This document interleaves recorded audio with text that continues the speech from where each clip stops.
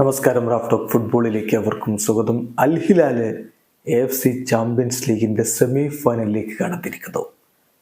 അൽ ഇത്തിഹാദിനെ രണ്ടാം പാദ മത്സരത്തിൽ അവർ ഏകപക്ഷീയമായ 2 ഗോളുകൾക്ക് പരാജയപ്പെടുത്തിയതോടെ അഗ്രിഗേറ്റ് 4-0 വിജയമാണ് ക്വാർട്ടർ ഫൈനലിൽ അവർ നേടിയിരിക്കുന്നത്.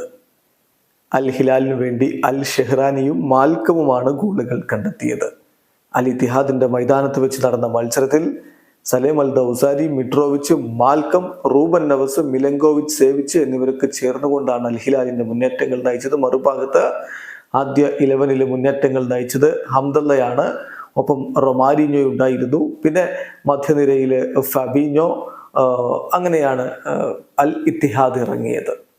കളിയുടെ ആദ്യ പകുതി ഗോൾ രഹിതമായിരുന്നു. രണ്ടാം പകുതിയിൽ അൽ ഷെഹ്റാനിയിലൂടെ അൽ ഹിലാലിന്റെ ആദ്യ ഗോൾ പിറക്കുന്നു. ഒടുവിൽ ഇഞ്ചുറി ടൈമിൽ കളിയുടെ അവസാന ഘട്ടത്തിൽ മാൽക്കം ഗോൾ അടിച്ചതോടെ ഏകപക്ഷീയമായ 2 ഗോളിന്റെ വിജയമായി. അതായത് അഗ്രിഗേറ്റ് 4-0 വിജയം അവർ സ്വന്തമാക്കിയിരിക്കുന്നു. അൽ ഇത്തിഹാദിനെ അവർ തകർത്തിരിക്കുന്നു എന്നർത്ഥം.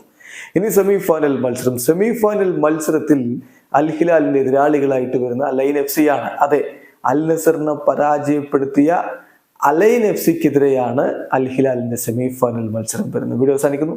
ഫുട്ബോൾ ലോകത്തെ കൂടുതൽ വിശേഷങ്ങളുമായി റാഫ് ടോക്സ് വീണ്ടും എത്താം.